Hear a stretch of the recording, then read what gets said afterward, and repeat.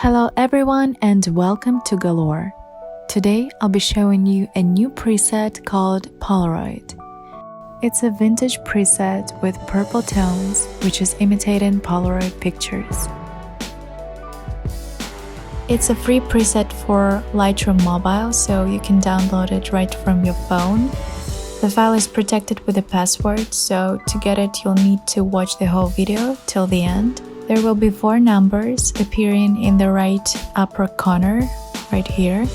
You'll find the download link in the description below. Just click on it, enter the password, and enjoy.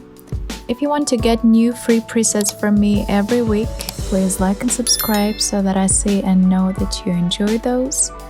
Also, feel free to leave your requests or questions in the comments below.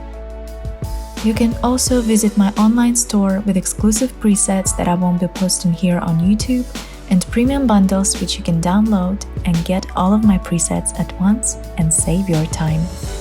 The link for it will be in the description below.